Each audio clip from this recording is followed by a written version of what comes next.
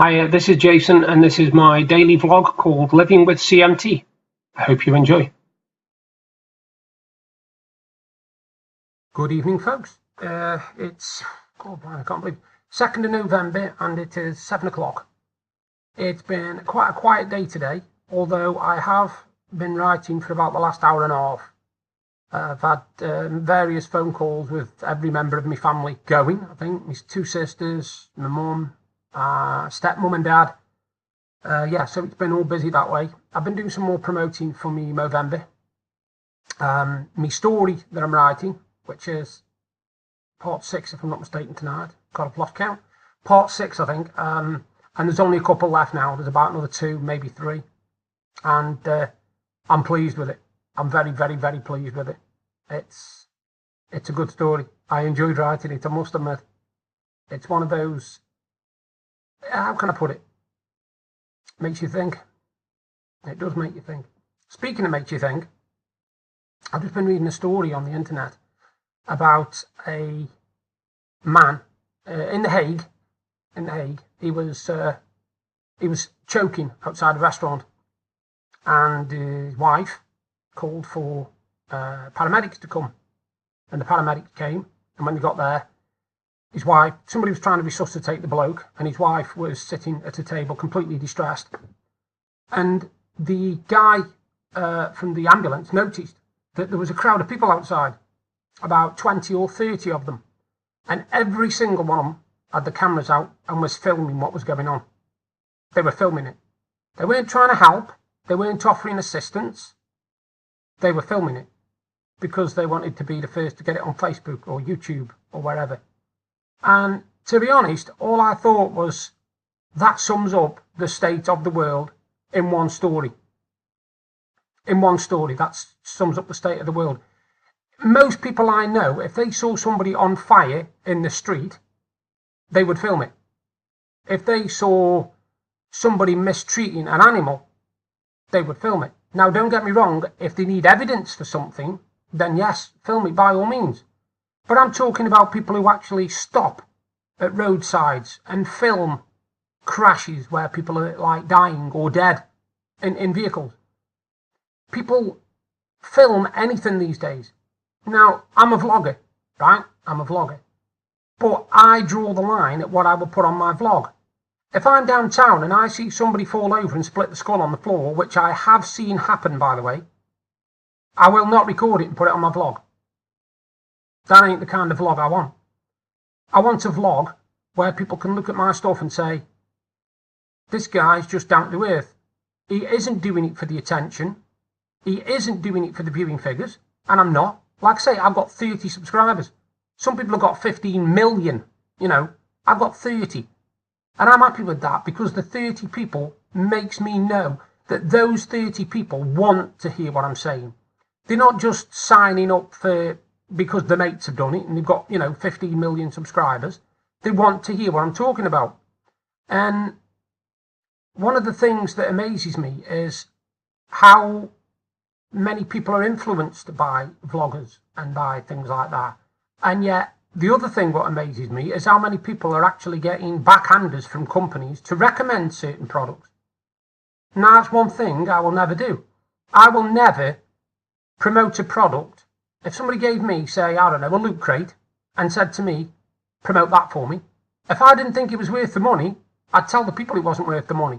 And if then the person said, well, I won't send you any more, that's tough. I'd rather be known as an honest person than somebody who's just in it for what they can get out of it.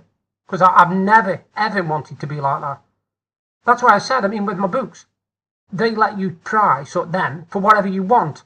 And I know that my family, being loyal to me, would have paid whatever price I put on Amazon. Now, the least I could charge for a paperback book of 320 pages was $6.99. They wouldn't let me put anything less in. And the least I could charge for my poetry book was $3.99. They wouldn't let me put any less in. So I put in the bare minimum that I knew it would accept. I've just been reading another story and all, and this one doesn't surprise me. It's about the gambling industry. Now, as you know, I'm very anti-gambling because I used to be an addicted gambler. I was a very, very bad addicted gambler. And when I was at my worst, I could get through £100 in an hour on a fruit machine. Easy. Easy. And I thought nothing of it. And now I would rather give advice to people about gambling because I know exactly what it can do. I know the destructive properties that it's got. Because you think of it as just a word, gambling, but it's so much more. It can open up into a complete avenue. And what it is, you've noticed that the story is that a lot of these MPs have been being treated to gifts and free tickets from betting companies. I'm not going to mention any names because, like I said, I don't want to drop myself in it. There's a lot of, if you go on the internet and check it, you can do. It's betting companies who basically hand out these freebies to MPs. And they can be free tickets to events. They can be free gambling tickets. They can be anything, right? Now, it just so happens that these MPs then stand up for things to do with gambling. But it's nothing to do with the freebies, have you noticed? It's nothing to do with that. It's their conscience saying that they agree with fixed price terminals or whatever they are in fixed betting machines or something.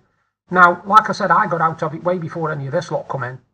When I got out of it, there was no major gambling online. There was none of that. And I'm lucky in that respect because I was only able to go down to like Shipley's or any of the arcades and put money in that way. I hate to think what it would have been like if they'd have had gambling, online back then. But now they make it so easy.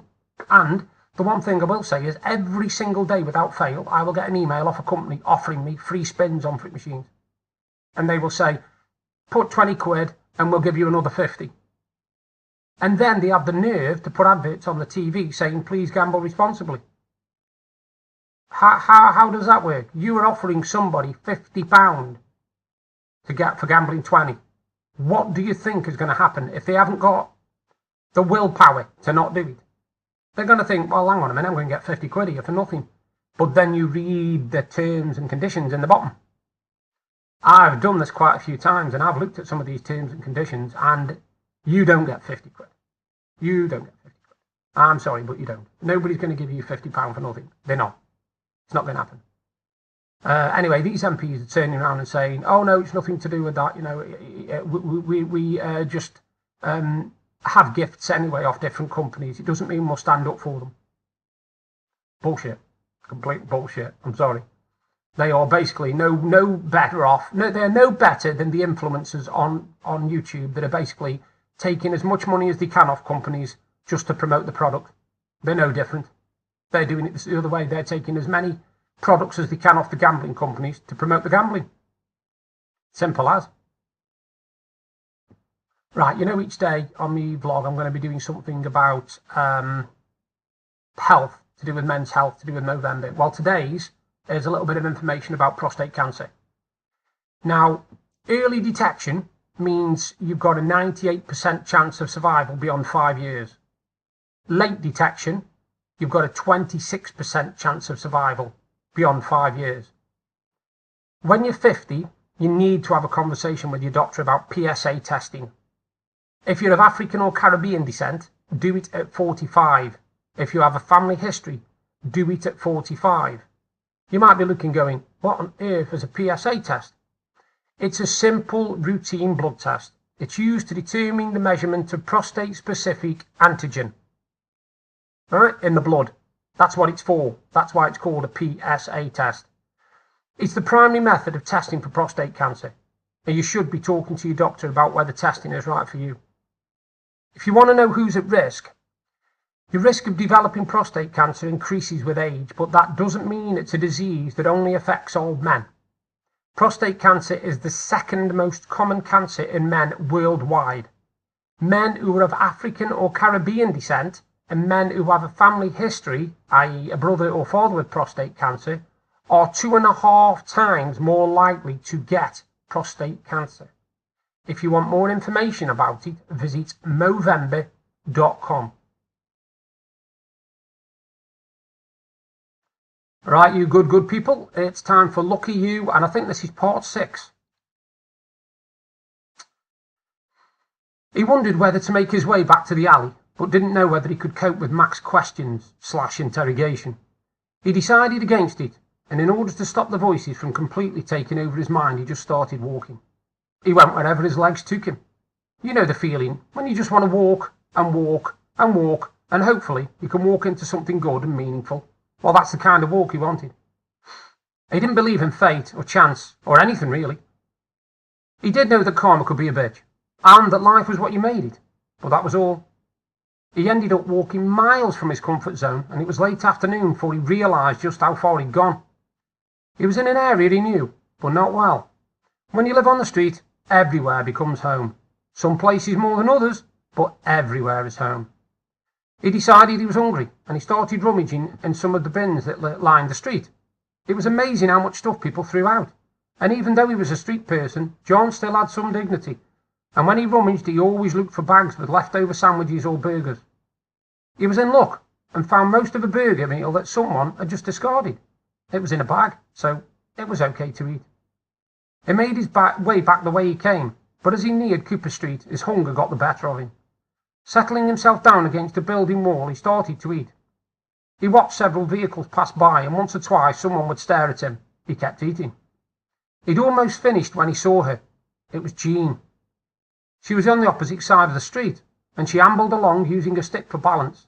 She was dressed in a long, thick coat, and at this time of year and this time of night, the cold really started to bite.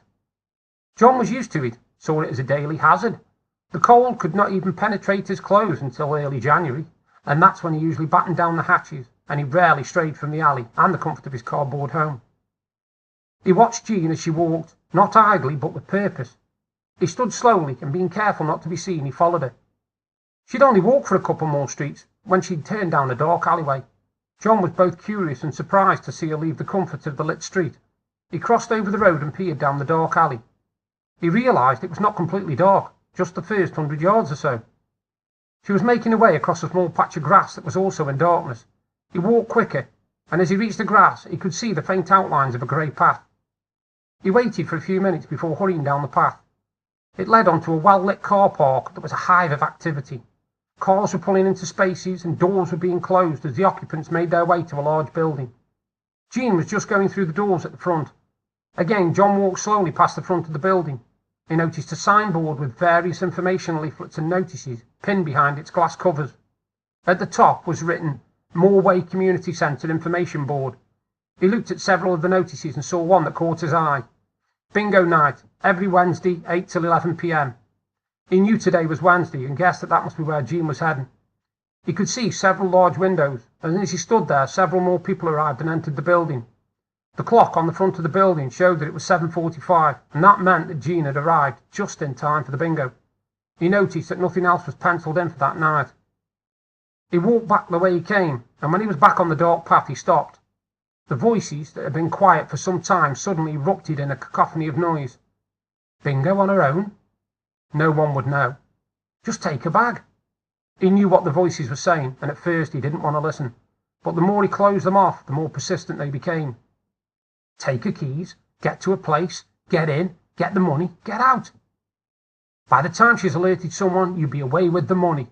It's your one chance. Along the path was a fence a couple of feet high. He climbed over it, and resting his back against the wooden panels, he settled down. What harm could it do? She wouldn't be hurt, and it's not like he would take all the money. Just enough to get out of this place. Just enough, no more.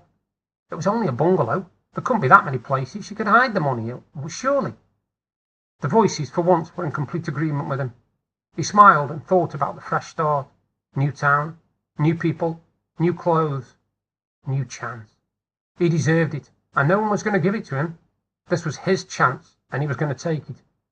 He knew he would have to wait here for her to come back this way, and if she didn't, what had he lost? Nothing. As the thought of his new future, he drifted off with no sounds other than the sounds of his voices whispering. The slamming of car doors and the revving of engines woke him. He wondered if he'd slept for longer than he had anticipated.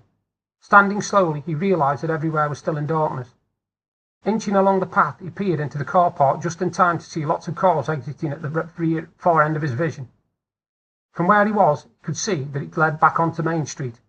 He guessed he was maybe a mile away from where Jean lived. It looked like she was one stubborn old lady and must walk this way every Wednesday just to get to bingo. He couldn't imagine someone like Mac doing that. Not unless there was a bottle of whiskey waiting for him when he got there. He saw the doors of the building open many times, spewing people out like a fountain.